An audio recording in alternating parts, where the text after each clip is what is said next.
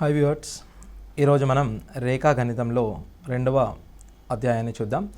మొదటగా రేఖాగణితంలో మనము రేఖలు మరియు కోణాలు మరియు బహుభుజిలోని అంతర్కోణాల మొత్తం మరియు బాహ్య కోణాల మొత్తం మరియు బహుభుజిలో గల కర్ణాల సంఖ్యను చూడడం జరిగింది. ఇప్పుడు మనం త్రిభుజాల గురించి నేర్చుకుందాం. మొదటగా ఒక త్రిభుజాన్ని ఏర్పరచాలంటే మనకు 3 భుజాలు అవసరం.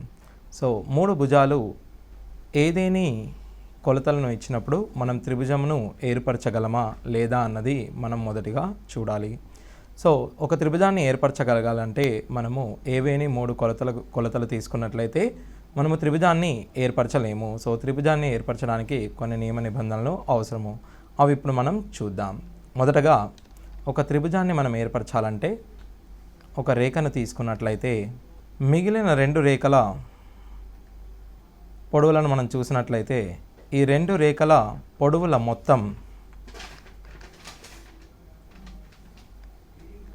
ఈ మూడవ భుజం పొడవు కంటే ఎక్కువగా ఉండాలి. అలా అయితేనే మనము త్రిభుజాన్ని ఏర్పరచగలము. అనగా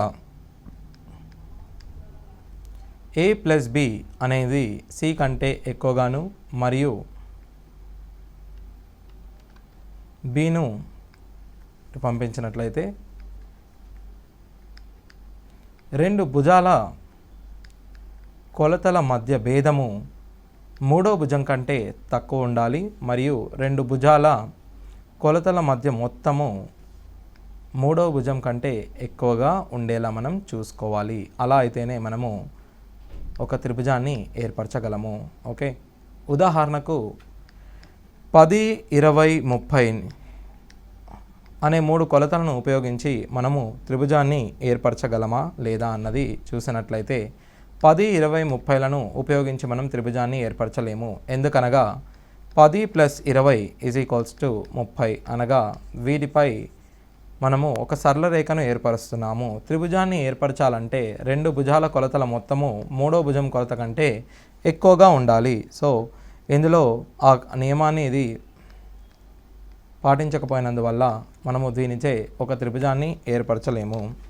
సో మొదటగా ఒక త్రిభుజంలోని మూడవ భుజం కొలత, ఒక త్రిభుజంలోని మూడవ భుజం కొలత మిగిలిన 2 భుజాల కొలతల మొత్తం కంటే తక్కువగాను, అదేవిధంగా ఆ కొలతల భేదం కంటే ఎక్కువగాను ఉండాలి. అనగా మనము 3 భుజాలు కలిగిన ఒక త్రిభుజం a, b, c. a అనేది b + c కంటే తక్కువ మరియు b - c కంటే ఎక్కువ. అదేవిధంగా b అనేది కూడా a + c కంటే తక్కువ మరియు a - c కంటే ఎక్కువగా ఉండాలి. అదేవిధంగా c అనేది a + b కంటే తక్కువ మరియు a - b కంటే ఎక్కువగా ఉండాలి. సో ఈ విధంగా ఉన్నట్లయితే మనము ఒక త్రిభుజాన్ని ఏర్పరిచే అవకాశం ఉంటుంది. సో లేనట్లయితే మనము త్రిభుజాన్ని ఏర్పరచడం అసాధ్యం. అదేవిధంగా ఒక త్రిభుజంలోని 2 భుజాలను మనం చూసినట్లయితే 5, 10లు త్రిభుజంలోని 2 భుజాలు అయినా మూడవ భుజానికి సాధ్యమైన విలువ అయిన మూడవ భుజం యొక్క కొలత. మూడవ భుజం యొక్క కొలతను మనం x అనుకున్నట్లయితే ఈ x అనేది ఈ 2 భుజాల మొత్తానికి అనగా 15 కంటే తక్కువగాను మరియు ఈ 2 భుజాల భేదానికి అనగా 5 కంటే తక్కువగాను ఉండాలి. అలా అయినప్పుడు మాత్రమే మనము మూడవ భుజం కొలతను కనుగొనే అవకాశం ఉంటుంది. సో మూడవ భుజం కొలత 5 మరియు 15 మధ్యలో ఉంటుంది. అదేవిధంగా ఈ త్రిభుజం యొక్క చుట్టుకొలతను మనం కనుగొన్నట్లయితే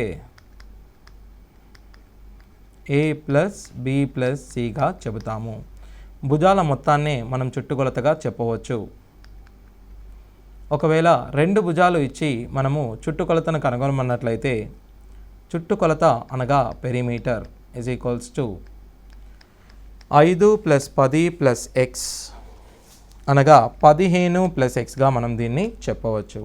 సో దీనికి మనం 15 జత చేసినట్లయితే 20, 15 + x, 15 + 15 30గా మనం చెప్పవచ్చు. అనగా దీని యొక్క చుట్టుకొలత అనేది 20 నుండి 30 మధ్యలో ఉంటుందని మనం చెప్పవచ్చు. సో ఈ విధంగా దీనిపై ప్రశ్నను అడిగే అవకాశం ఉంటుంది. అదేవిధంగా మనము మొదటగా త్రిభుజం గురించి చూసినప్పుడు ఒక త్రిభుజము అల్పకోణ త్రిభుజము లేదా అధిక కోణ త్రిభుజముగా ఉండవచ్చు. మనము త్రిభుజంలోని 3 భుజాలు 3 శీర్షాలను ABCగా తీసుకున్నప్పుడు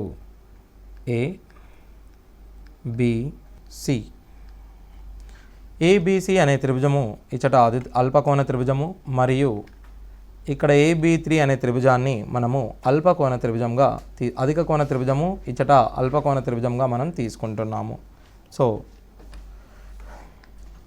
అల్పకోణ త్రిభుజానికి మనము ఎత్తును గీసినట్లయితే ఎత్తు అనేది భూమికి ఎల్లప్పుడూ లంబంగా ఉంటుంది. అదేవిధంగా అధిక కోణ త్రిభుజానికి ఎత్తు త్రిభుజం వెలుపల ఉంటుంది.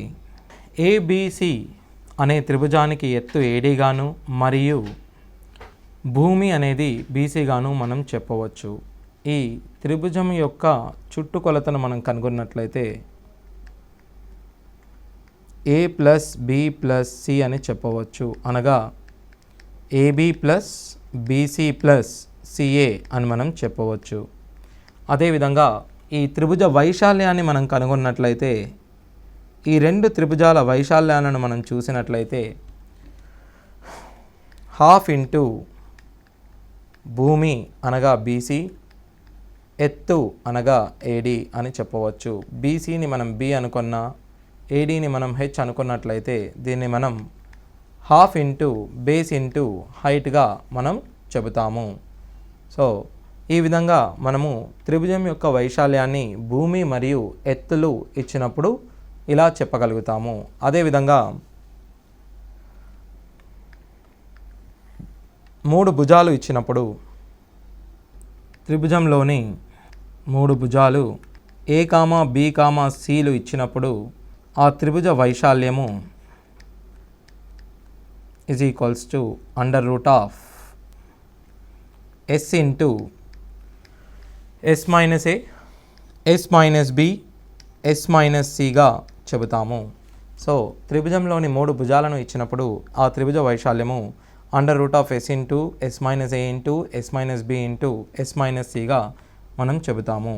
అదేవిధంగా ఇక్కడ S అనగా చుట్టుకొలతలో సగం అని అర్థం, అనగా సెమీ పెరిమీటర్ అని మనం Sని అంటాము. సో త్రిభుజంలోని 3 భుజాలను ఇచ్చినప్పుడు దాని యొక్క వైశాల్యాన్ని మనము √S into S - A into S - B into S - Cగా చెబుతాము.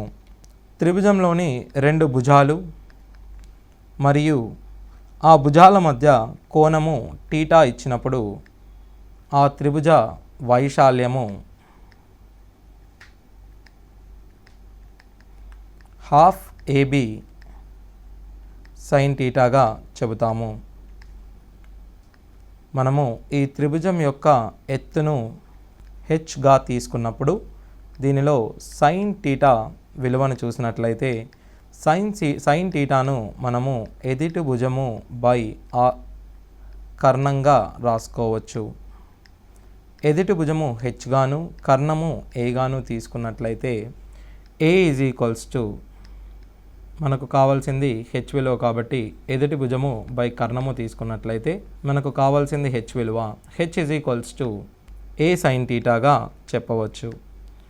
అదేవిధంగా ఒక త్రిభుజ వైశాల్యము భూమి మరియు ఎత్తు ఇచ్చినప్పుడు 1/2 H ఇంటూ Bగా మనం దాన్ని చెప్పవచ్చు. 1/2 H అనగా A sin θగాను మరియు భూమి B గాను మనం చెప్పవచ్చు. అనగా 1/2 AB sin θగా మనము దీని యొక్క వైశాల్యాన్ని చెప్పే అవకాశం ఉంటుంది. సో మొదటగా మనం చూసినట్లయితే త్రిభుజ వైశాల్యము భూమి మరియు ఎత్తు ఇచ్చినప్పుడు 1/2 AB గాను మరియు 3 భుజాలు ఇచ్చినప్పుడు √S into S - A, S - B, S - C గాను మరియు 2 భుజాలు మరియు వాటి మధ్య కోణము θగా ఇచ్చినప్పుడు త్రిభుజ వైశాల్యము 1/2 ABగా మనం చెప్పడం జరుగుతుంది. ఇప్పుడు అదేవిధంగా భుజాల మధ్య కోణం ఇచ్చినప్పుడు సైన్ టీటా యొక్క విలువ మరియు వైశాల్యము. భుజాల మధ్య కోణము 30 డిగ్రీలు లేదా 150 డిగ్రీలుగా ఉన్నప్పుడు, 45 లేదా 135గా ఉన్నప్పుడు, 60 లేదా 120గా ఉన్నప్పుడు, లేదా 90 డిగ్రీలుగా ఉన్నప్పుడు మొదటగా మనం సైన్ టీటా యొక్క విలువ చూద్దాం. సైన్ టీటా యొక్క విలువ సైన్ 30 లేదా సైన్ 150 అనగా 1/2, అదేవిధంగా సైన్ 45 అనగా 1/√2 గాను, సైన్ 60 అనగా √3/2 గాను, సైన్ 90 అనగా 1గా మనం చెబుతాము. ఇప్పుడు వీటి వైశాల్యాల సూత్రంలో మనం దీన్ని ప్రతిక్షేపించినప్పుడు హాఫ్ AB సైన్ టీటా కాబట్టి దీన్ని మనం 1/4 AB గాను, ఇచ్చట మనం 1/2√2 AB గాను, మరియు √3/4 AB గాను, మరియు హాఫ్ AB గాను చెబుతాం. సో ఈ విధంగా రెండు భుజాలు మరియు వాటి మధ్య కోణం ఇచ్చినప్పుడు వైశాల్యాలను కనుగొనే అవకాశం ఉంటుంది. అదేవిధంగా ఒక త్రిభుజంలోని సైన్ రూల్ మనము చూసినట్లయితే మనము ఆ సైన్ రూల్ని ఎదుటి భుజము A, B యొక్క ఎదుటి భుజము B గాను, C యొక్క ఎదుటి భుజము C గా చెప్పినప్పుడు A/sin A గాను, B/sin B గాను, C/sin C గాను తీసుకుంటాము. =2 పరివృత్త వ్యాసార్థంగా మనము క్యాపిటల్ Rని చెప్తాము. క్యాపిటల్ R అనేది పరివృత్త వ్యాసార్థం.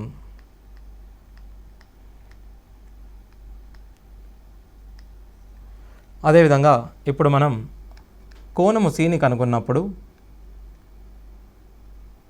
సైన్ C అనేది C/2Rగా మనం చెప్పవచ్చు.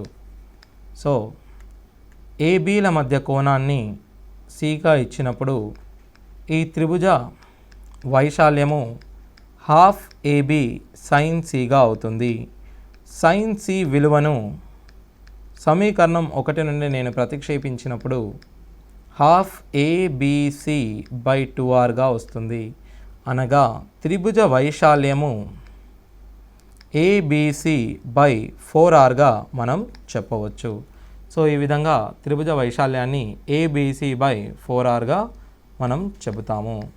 అదేవిధంగా ఒక త్రిభుజంలో అంతర్వృత్తాన్ని ఇచ్చినప్పుడు అంతర్వృత్త వ్యాసార్థాన్ని మనము స్మాల్ rగా తీసుకుందాం. ఇదే విధంగా దీన్ని మనం అంతర్వృత్త కేంద్రమని, దీన్ని అంతర్వృత్త వ్యాసార్థమని అంటాము.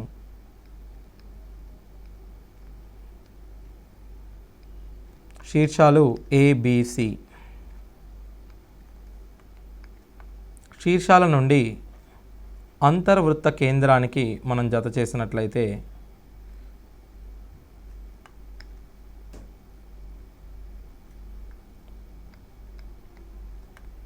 త్రిభుజము ABC యొక్క వైశాల్యాన్ని మనం కనుగొన్నట్లయితే ఇది 3 త్రిభుజాల వైశాల్యానికి సమానమని మనం చెప్పవచ్చు. ఆ 3 త్రిభుజాలను మనం చూసినట్లయితే మొదటగా త్రిభుజము AOB గాను, మరియు త్రిభుజము BOC గాను, మరియు త్రిభుజము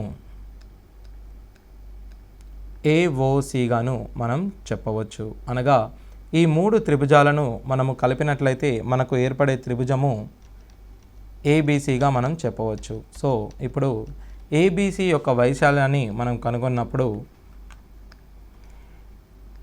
వైశాల్యము AOB గాను ప్లస్ వైశాల్యము BOC ప్లస్ వైశాల్యము COAగా మనం చెప్పవచ్చు.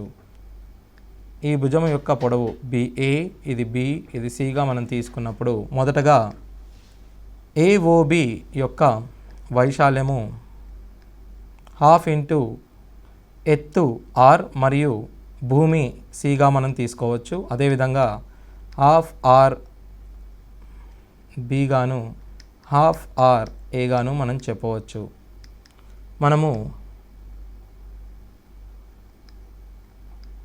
ఆర్ని కామన్ తీసుకున్నట్లయితే మిగిలిన విలువ ABC/2 అని దీన్ని చెప్పవచ్చు. అనగా పెరిమీటర్లో సగాన్ని మనము సెమీ పెరిమీటర్ అని అంటాము. అనగా మనకు వచ్చిన విలువ RSగా మనం చెప్పవచ్చు.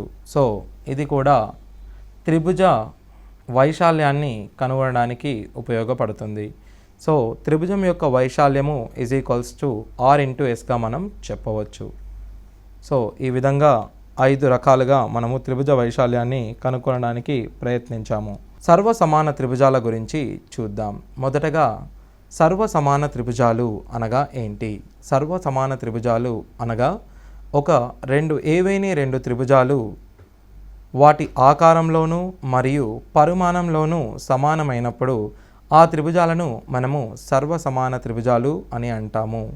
అదేవిధంగా స్వరూప త్రిభుజాలు ఏవైనా రెండు త్రిభుజాలు కేవలం ఆకారంలో మాత్రమే సమానంగా ఉండి మరియు పరిమాణంలో తేడాగా ఉంటే అలాంటి త్రిభుజాలను మనము స్వరూప త్రిభుజాలని అంటాము. వీటిని మనం ఇంగ్లీష్లో కాంగ్రుయెంట్ ట్రయాంగిల్స్ మరియు సిమిలర్ ట్రయాంగిల్స్ అని అంటాము. మొదటగా మనము సర్వసమాన త్రిభుజాల గురించి చూద్దాం. సర్వసమాన త్రిభుజాల గురించి చూసినప్పుడు మొదటగా మనం ఏదేని ఒక త్రిభుజం ABCని తీసుకుందాం. మనము ఇచ్చిన త్రిభుజాన్ని ABC అని అనుకున్నప్పుడు ఇది 1 గాను, ఇది 2, ఇది 3 గాను మనం తీసుకున్నప్పుడు ఈ త్రిభుజాన్ని మనం ఇంకో త్రిభుజంతో పోలుద్దాం. ఈ రెండు త్రిభుజాలు సర్వసమాన త్రిభుజాలు. ఈ రెండు త్రిభుజాలు ఒకే త్రిభుజాన్ని సూచిస్తాయి. ABC మరియు PQR మనం గమనించినట్లయితే ఈ రెండు త్రిభుజాలు సర్వసమాన త్రిభుజాలు.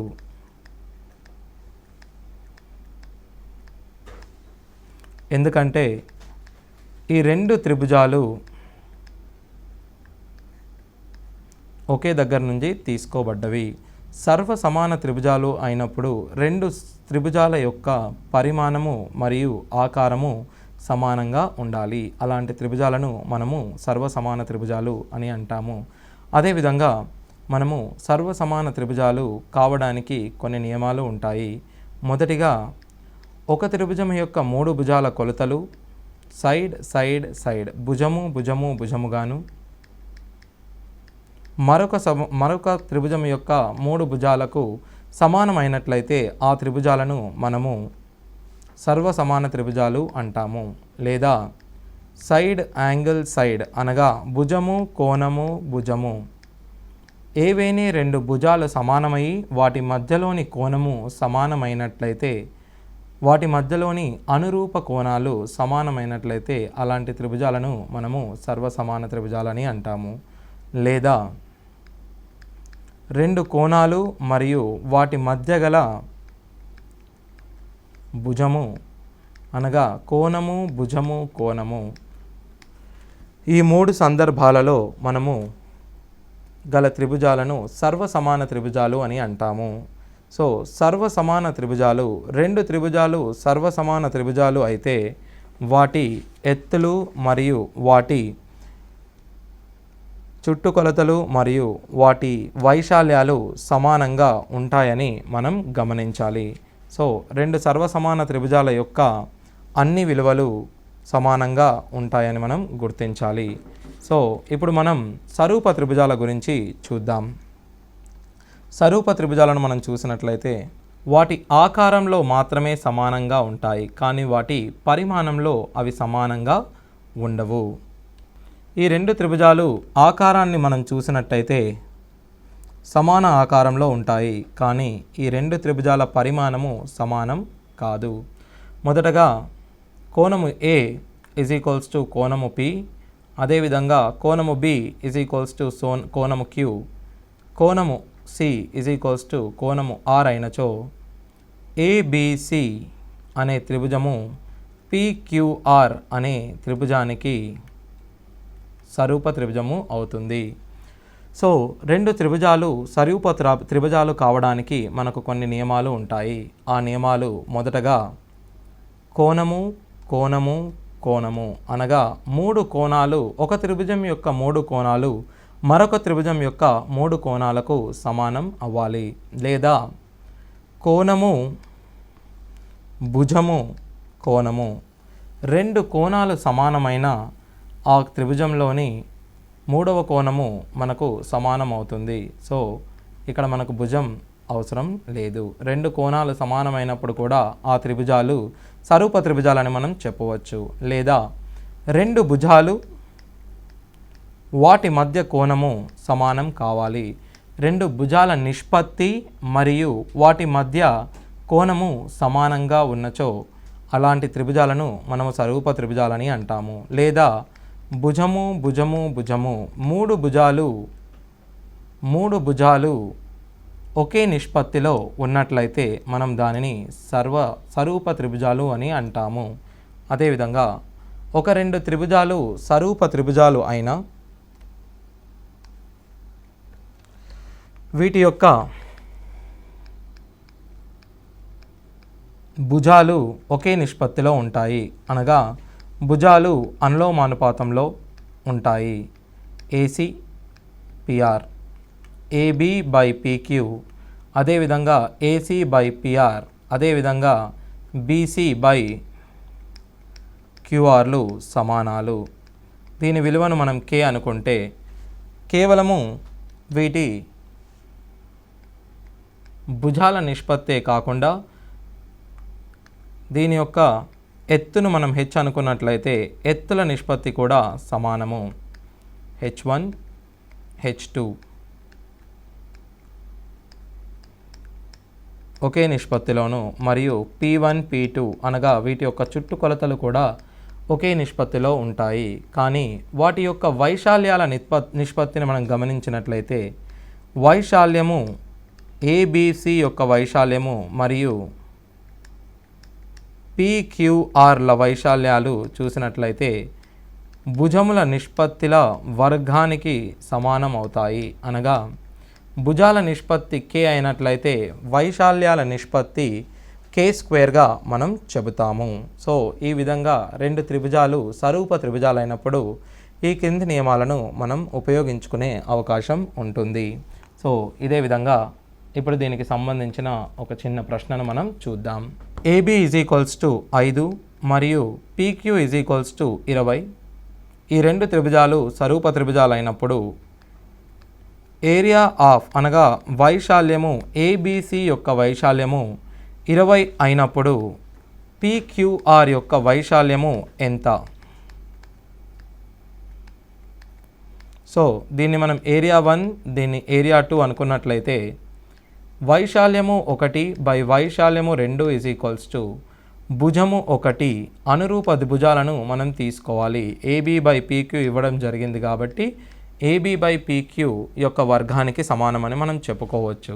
సో ఏరియా మొదటి త్రిభుజం యొక్క వైశాల్యం 20, రెండవ త్రిభుజం యొక్క వైశాల్యాన్ని A2గా తీసుకున్నట్లయితే భుజాల నిష్పత్తి 5/20 అనగా 5/20 అనగా 1/4. A2 అనగా 20 ఇంటూ 4 స్క్వేర్ని 16గా మనం చెప్పవచ్చు. 16 ఇంటూ 20 320గా మనం చెప్పవచ్చు. సో దీన్ని మనం గమనించినట్లయితే భుజము 4 రెట్లు ఉన్నచో వైశాల్యము దాని వర్గము రెట్లు అనగా 16 రెట్లు ఉన్నట్టు మనం గుర్తించాలి. సో ఈ విధంగా దీన్ని మనం 320గా చెబుతాము. సో ఈ విధంగా సరూప త్రిభుజాల నుండి తెలియని భుజాల యొక్క కొలతలు లేదా ఎత్తులు లేదా చుట్టుకొలతలు కనుగొనే అవకాశం ఉంటుంది. సో ఈ విధంగా మనకు సరూప త్రిభుజాలు ఉపయోగపడతాయి. సో మనము త్రిభుజాలను విభజించాలంటే త్రిభుజాలను మనము 2 రకాలుగా విభజించవచ్చు. మొదటిది వాటి భుజాల ఆధారంగా లేదా వాటి కోణాల ఆధారంగా మనము ఏదేని ఒక త్రిభుజాన్ని 2 రకాలుగా విభజించవచ్చు. మొదటగా మనము భుజాల ఆధారంగా చివరగా మనము వాటి కోణాల ఆధారంగా విభజిద్దాం. మొదటగా భుజాల ఆధారంగా మనం విభజించినట్లయితే విషమ బాహు త్రిభుజము,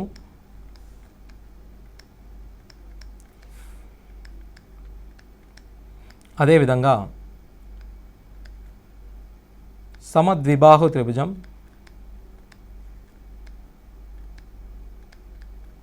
అదేవిధంగా సమబాహు త్రిభుజంగా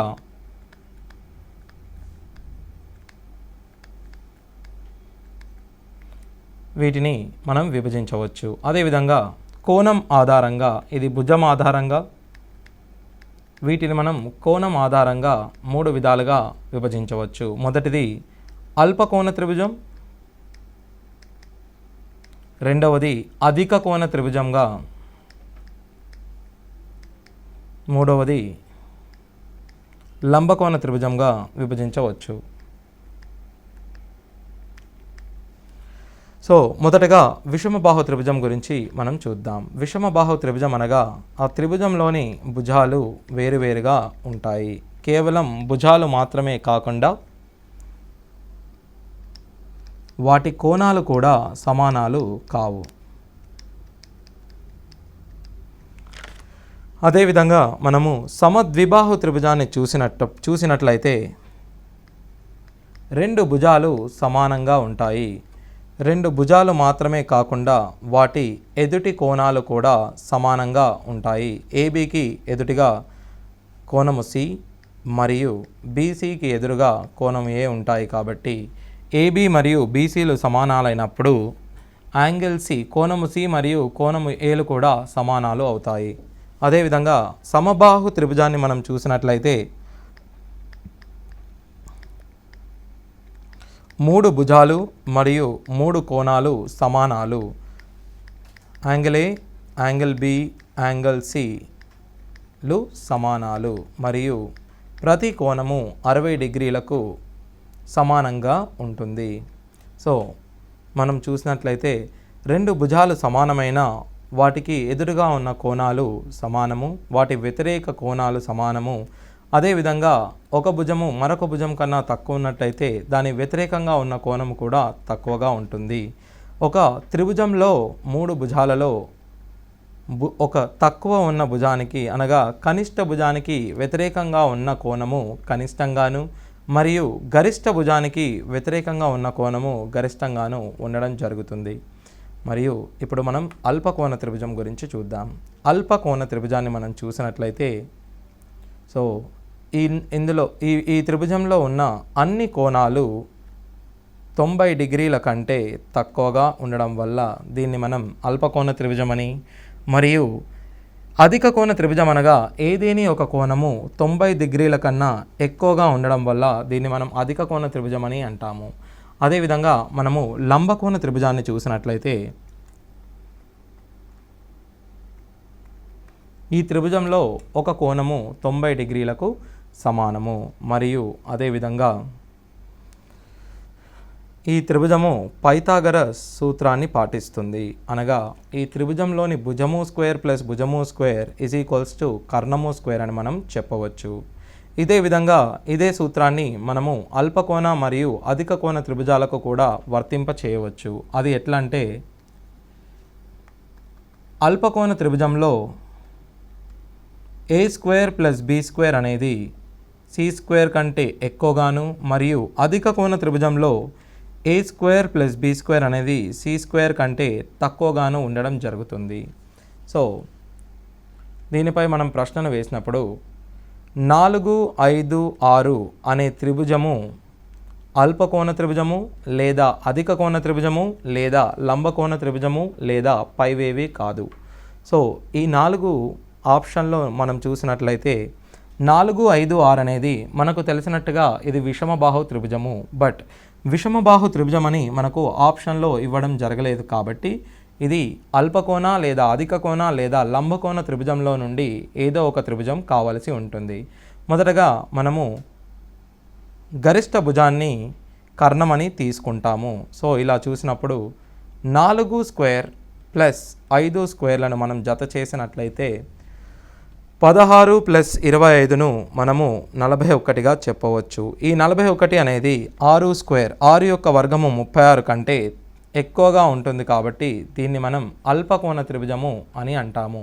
సో ఈ త్రిభుజము అల్పకోణ త్రిభుజంగా మనం చెబుతాము. సో ఈ విధంగా దీన్ని మనం అల్పకోణ త్రిభుజంగా గుర్తించాము. అదేవిధంగా ఒక సమబాహు త్రిభుజం గురించి మొదటగా తెలుసుకుందాం.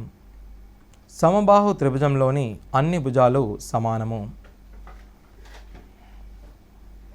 అదేవిధంగా అన్ని కోణాలు 60 డిగ్రీలుగా ఉంటాయి. ఈ భుజము ఏ మరియు ఈ భుజాన్ని మనం a/2 తీసుకున్నట్లయితే అన్ని కోణాలు 60 డిగ్రీలకు సమానము. మనము సమబాహు త్రిభుజం యొక్క ఎత్తుని మొదటగా కనుక్కుందాం. సో త్రిభుజము ADC ఒక లంబకోణ త్రిభుజము కాబట్టి దీనిలో మనం పైథాగరస్ సిద్ధాంతాన్ని ఉపయోగించినప్పుడు h² ప్లస్ a²/4 మనం a² చెప్పవచ్చు. అదేవిధంగా h² 3a²/4 గాను మరియు h √3a/2 గాను మనం చెబుతాము. అదేవిధంగా ఈ సమబాహు త్రిభుజం యొక్క వైశాల్యాన్ని మనం చూసినట్లయితే 1/2 ఇంటూ భూమి అనగా a, ఎత్తు అనగా √3/2 ఇంటూ aగా చెబుతాము. సో ఒక సమబాహు త్రిభుజం యొక్క వైశాల్యాన్ని మనము 3/4a² చెబుతాము. దీన్ని మనం సమీకరణం 1 మరియు దీనిని సమీకరణం 2గా తీసుకున్నప్పుడు 2/1 మనం చేసినప్పుడు a/h² అనేది 1/√3 గాను మరియు వైశాల్యము ఎత్తు ఇచ్చినప్పుడు h²/√3 గాను మనం చెబుతాము. సో ఈ విధంగా లంబకోణ త్రిభుజం సమబాహు త్రిభుజం యొక్క ఎత్తు మరియు వైశాల్యము మరియు వైశాల్యానికి ఎత్తులకు మధ్య సంబంధాన్ని మనము గుర్తుంచుకోవాలి. సో ఇవి గుర్తుంచుకున్నట్లయితే మనము ఎత్తు ఇచ్చినప్పుడు వైశాల్యాన్ని మరియు వైశాల్యము ఇచ్చినప్పుడు ఎత్తును మరియు భుజాన్ని ఇచ్చినప్పుడు వైశాల్యాన్ని సులువుగా కనుక్కునే అవకాశం ఉంటుంది. సమబాహు త్రిభుజం యొక్క చుట్టుకొలతను చూసినట్లయితే మనము దానిని 3a అని చెప్పవచ్చు. అదేవిధంగా మనం ఇప్పుడు ఒక లంబకోణ త్రిభుజం గురించి చూద్దాం. లంబకోణ త్రిభుజంలోని భుజాలను మనం చూసినట్లయితే AB మరియు BC. లంబకోణ త్రిభుజంలోని గరిష్ట కొలత గల భుజాన్ని మనము కర్ణమని అంటాము. సో మనం ముందుగా చూసినట్లుగా పైథాగరస్ సూత్రము AB² ప్లస్ BC² AC² మనం చెప్పవచ్చు. లంబకోణ త్రిభుజం యొక్క వైశాల్యాన్ని మనం చూసినట్లయితే 1/2 ఇంటూ ఒక భుజాన్ని AB గాను మరొక భుజము BC గాను తీసుకోవచ్చు. ఎందుకనగా లంబకోణ త్రిభుజంలో BC అనేది భూమి అయినట్లయితే AB అనేది ఎత్తుగాను లేదా AB అనేది భూమి అయినట్లయితే BC అనేది ఎత్తుగాను అవుతాయి. సో ఈ రెండు భుజాలను లంబకోణ త్రిభుజం యొక్క పాదాలు అని మనము చెప్పవచ్చు. సో AB² పైథాగరస్ సూత్రాన్ని మనం చూసినట్లయితే AB² ప్లస్ BC² AC². దీనిని తృప్తిపరచు కొన్ని విలువలను మనం ఇప్పుడు చూద్దాం. మొదటిగా 3, 4, 5 అనగా రెండు భుజాలు 3, 4 అయినచో మూడో భుజాన్ని 5గా మనం చెప్పవచ్చు. అదేవిధంగా రెండు భుజాలు 5, 12 అయినప్పుడు మూడవ భుజాన్ని 13 గాను, రెండు భుజాలు 7, 24 అయినచో మూడవ భుజాన్ని 25 గాను, రెండు భుజాలు 8 మరియు 15 అయినచో మూడవ భుజాన్ని మనం 17గా చెప్పవచ్చు. సో ఈ విధంగా లంబకోణ త్రిభుజంలోని భుజాలను సులువుగా గుర్తుంచుకోవచ్చు. మరియు ఇవే కాక ఇచ్చిన భుజాల గుణిజాలను కూడా పైథాగరస్ సిద్ధాంతం అనేది తృప్తిపరుస్తుంది. అనగా 3, 4, 5 మాత్రమే కాకుండా ఈ ఇచ్చిన ట్రిప్లెట్ను మనం 2చే గుణించినట్లయితే 6, 8, 10 గాను, 3చే గుణించినట్లయితే 9, 12, 15 గాను, 4చే గుణించినప్పుడు 12, 16, 20, 5చే గుణించినప్పుడు 15, 20, 25గా వస్తాయి. సో ఇవి మనకు ముఖ్యమైన ట్రిప్లెట్లుగా చెప్పుకోవచ్చు. అనగా లంబకోణ త్రిభుజం యొక్క భుజాలను ఇచ్చినప్పుడు కర్ణాన్ని, లేదా కర్ణము మరొక భుజము ఇచ్చినప్పుడు మిగిలిన భుజాన్ని కనుక్కోవడానికి అతి సులువుగా ఈ విలువలు ఉపయోగపడతాయి. సో ఇప్పుడు మనం ఈ లంబకోణ త్రిభుజంపై ట్రిప్లెట్స్ యూజ్ చేసి కొన్ని ప్రశ్నలు చూద్దాం. మొదటగా ఒక లంబకోణ త్రిభుజం యొక్క 2 భుజాలు 3, 4 అయితే వీటి యొక్క ఏరియా 1/2 × 3 × 4 అనగా 6గా చెప్పవచ్చు. ఈ లంబకోణ త్రిభుజంలోని 2 భుజాలు 3, 4 లేదా ఇది 3, 5గా ఇచ్చినప్పుడు మిగిలిన భుజం మనం 4గా చెబుతాము. సో అదేవిధంగా మనము దీనిని ఏబి, బీసీ, ఏసీగా తీసుకున్నప్పుడు ఏబి, బీసీలు ఎల్లప్పుడూ చిన్న విలువలు. ఏసీ అనేది కర్ణం, అనగా కర్ణం యొక్క విలువ ఎల్లప్పుడూ పెద్దదిగా ఉండాలి. అనగా ఇది 3, 5 ఇచ్చినట్లయితే మీరు కర్ణాన్ని 4గా తీసుకోకూడదు. ఎందుకంటే 3² + 4² 5² వస్తుంది. కానీ 3² + 5² అనేది 4² అని మనం చెప్పలేము. కాబట్టి ఒకవేళ లంబకోణ త్రిభుజం యొక్క భుజాలు 3, 5గా ఇచ్చినప్పుడు వాటి యొక్క కర్ణము √3² + 5² మనం చెప్పవచ్చు. సో ఈ విధంగా మీరు జాగ్రత్త వహించాల్సిన అవసరం ఉంటుంది. ఎల్లప్పుడూ మీరు కర్ణాన్ని అధిక కొలత గల భుజంగా గుర్తించగలరు. అదేవిధంగా ఒక లంబకోణ త్రిభుజంలో మరొక లంబకోణ త్రిభుజాన్ని మనం గీసినట్లయితే సో ఏడి అనేది బీసీపై లంబంగా ఉంటుంది. మరియు లంబకోణ త్రిభుజము ఏసీ లంబకోణము ఏ దగ్గర గీసాము. సో ఇప్పుడు మనం బీని టీటా అనుకున్నట్లయితే ఇది లంబకోణం కావున మిగిలిన కోణాన్ని 90 - టీటాగాను తీసుకోవచ్చు. అదేవిధంగా ఏ అనే కోణము 90 డిగ్రీలు కావున ఈ కోణము 90 - టీటా అయినప్పుడు మిగిలిన కోణము టీటాగా కావాలి. అదేవిధంగా ఏడిసిలో కోణము సిని మనము 90 - టీటాగా తీసుకోవచ్చు. అనగా కోణము బిఏడి మరియు కోణము ఏసిడిలు ఎల్లప్పుడూ సమానాలు. ఒక లంబకోణ త్రిభుజంలో మరొక లంబరేఖను బీసీపై గీసినప్పుడు ఈ 2 కోణాలు ఎల్లప్పుడూ సమానంగా చూడాలి. సో ఇప్పుడు మనం ఈ కోణాలను చూసినట్లయితే మొదటగా ఈ కోణాన్ని మనం టీటా అనుకుందాం. ఈ కోణం కూడా టీటాగా అవుతుంది. అదేవిధంగా ఈ కోణాన్ని మనం ఫై అనుకున్నట్లయితే ఈ కోణం మనకు ఫైగా వస్తుంది. సో ఇప్పుడు మనం వీటి ఎదుటి భుజాలను గమనిద్దాం. మొదటగా దీని ఏ, దీని బి మరియు దీని ఎక్స్, దీని వై, ఏడీని హెచ్గా తీసుకున్నట్లయితే మొత్తం బీసీ వాల్యూను మనం సిగా తీసుకుందాం. మొదటగా త్రిభుజము ఏబిసి మరియు త్రిభుజము ఏబిడిను మరియు త్రిభుజము ఏసిడిను మరియు త్రిభుజము ఏబిసిలను మనం గమనిద్దాం. ఏబిసి, ఏబిడి మరియు ఏబిసిలను గమనించినప్పుడు ఈ 3 త్రిభుజాలలో గల కోణాలు సమానాలు. మొదటగా మనం ఏబిడిని చూసినప్పుడు కోణాలు టీటా, ఫై మరియు 90 డిగ్రీలు. రెండవ త్రిభుజము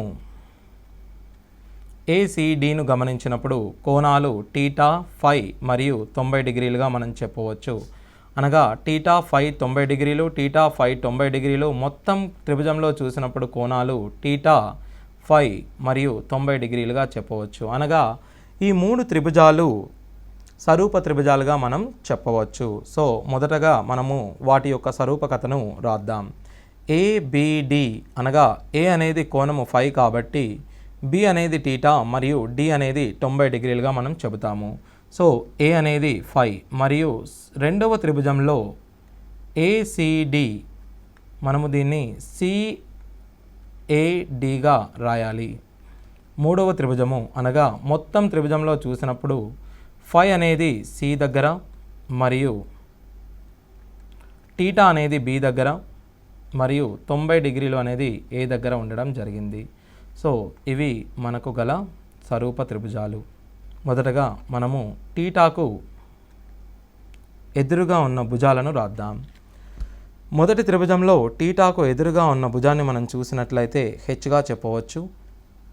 రెండవ త్రిభుజంలో టీటాకు ఎదురుగా ఉన్న భుజాన్ని మనం వైగా చెప్పవచ్చు. అదేవిధంగా పెద్ద త్రిభుజంలో టీటాకు ఎదురుగా ఉన్న భుజాన్ని మనము బిగా చెప్పవచ్చు. అదేవిధంగా ఫైకి ఎదురుగా ఉన్న భుజాన్ని మనం చూసినట్లయితే ఫైకి ఎదురుగా ఉన్న భుజము ఎక్స్ గాను మరియు ఫైకి ఎదురుగా ఉన్న భుజము హెచ్ గాను మరియు ఫైకి ఎదురుగా ఉన్న భుజాన్ని మనం రాసినట్లయితే ఏగా మనం చెప్పుకోవచ్చు. అదేవిధంగా 90కి ఎదురుగా ఉన్న భుజము త్రిభుజము 1లో 90కి ఎదురుగా ఉన్న భుజాన్ని మనము ఏగాను మరియు త్రిభుజము 2లో మనము 90కి ఎదురుగా ఉన్న భుజాన్ని గుర్తించినట్లయితే బిగాను మరియు ఆఖరి త్రిభుజము ఈ పెద్ద త్రిభుజంలో మనము 90కి అనగా ఏకి ఎదురుగా ఉన్న భుజాన్ని మనం గుర్తించినట్లయితే సిగాను చెప్పవచ్చు. సో ఇప్పుడు మనము ఈ త్రిభుజాల నిష్పత్తులను తీసుకోవచ్చు. మొదటిగా దీన్ని తీసుకున్నట్లయితే ఈ త్రిభుజాల నిష్పత్తులు సమానం కావున h/x = y/hగా మనం తీసుకోవచ్చు. అనగా h² = xyగా మనం ఒక సూత్రాన్ని రాసుకునే అవకాశం ఉంటుంది. అదేవిధంగా ఈ రెండింటిని మనం తీసుకున్నట్లయితే h = ab/c అని మనం చెప్పవచ్చు. అదేవిధంగా ఈ రెండు విలువలను మరియు ఈ రెండు విలువలను మనం గమనించినట్లయితే ఇక్కడ h = ya/b గాను ఇక్కడ h = xb/a గాను మనం చెప్పడం జరుగుతుంది. ఈ రెండు విలువలలో మనం hను సమానం చేసుకున్నట్లయితే మనకు x/y విలువ a²/b²గా వచ్చినట్లు మనం గమనించాలి. సో ఈ విధంగా ఈ త్రిభుజంలో ఈ 3 ఫార్ములాలను మనము ఈక్వల్గా గమనించాలి. సో ఒక లంబకోణ త్రిభుజంలో మరొక లంబాన్ని దాని భూమిపై గీచినప్పుడు ఈ విలువలను మనము a, b, h, x, y ఈ bc విలువను c అనుకున్నట్లయితే మనకు గల సూత్రాలను చూసినట్లయితే మొదటగా h² = xy గాను రెండవది x/y అనేది a² b² గాను మరియు మూడవది h = ab/c గాను చెప్పడం జరుగుతుంది. 4 త్రిభుజాలను మొదటగా తీసుకుందాం. మొదటి త్రిభుజంలో బి నుండి గీసిన రేఖ బీసీని 2 సమాన భాగాలుగా విభజిస్తుంది మరియు రెండవ త్రిభుజంలో ఏడి అనేది కోణం ఏని 2గా విభజిస్తుంది. అదేవిధంగా మూడవ త్రిభుజము ఏడి అనేది భూమికి లంబంగా ఉంటుంది మరియు నాలుగవ త్రిభుజంలో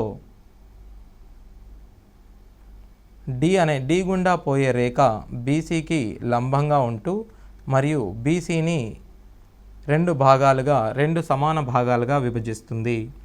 ఇప్పుడు మనం వీటి పేర్లను చూసినట్లయితే మొదటగా ఏడి అనేది బీసీను 2 సమాన భాగాలుగా విభజిస్తుంది కాబట్టి ఎదుటి భుజాన్ని 2 సమాన భాగాలుగా విభజించే రేఖను మనము మధ్యగత రేఖ అని అంటాము. సో ఇచ్చట మనం ఏడీని చూసినట్లయితే ఏడీని మనం మధ్యగత రేఖ అని, అదేవిధంగా ఇది కోణాన్ని సమానంగా విభజిస్తుంది కాబట్టి దీన్ని మనం కోణ సమద్విఖండన రేఖ అని, అదేవిధంగా ఏడి అనేది భూమికి లంబంగా ఉంటుంది కాబట్టి దీన్ని మనం ఎత్తు లేదా ఉన్నతి అని, అదేవిధంగా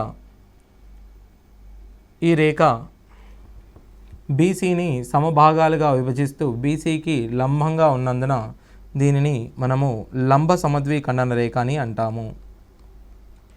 2 మధ్యగత రేఖల మిలిత బిందువు లేదా ఖండన బిందువును మనం చూసినట్లయితే 2 మధ్యగత రేఖల ఖండన బిందువును మనము గురుత్వ కేంద్రమని మరియు 2 కోణ సమద్విఖండన రేఖల యొక్క మిలిత బిందువును మనము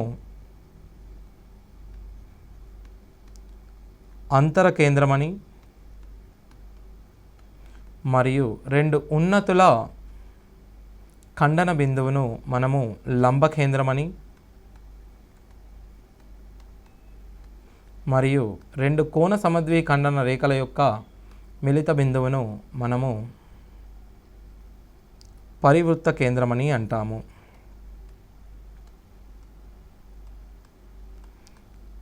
సో ఈ 4 రేఖలు, ఈ 4 త్రిభుజాలలో ఉన్న ఏడీలు కేవలము ఒక సమబాహు త్రిభుజంలో మాత్రమే సమానము. మరియు ఒక సమబాహు త్రిభుజాన్ని మనం చూసినట్లయితే మధ్యగత రేఖ మరియు కోణ సమద్విఖండన రేఖ మరియు ఉన్నతి మరియు లంబ సమద్విఖండన రేఖ సర్వసమానాలు అవుతాయి. మరియు ఈ 4 కేంద్రాలు అనగా గురుత్వ కేంద్రము, అంతర కేంద్రము, లంబ కేంద్రము మరియు పరివృత్త కేంద్రాలు అన్నీ ఒకే చోటు ఉంటాయి. సో ఇది కేవలము సమబాహు త్రిభుజంలో మాత్రమే సాధ్యము.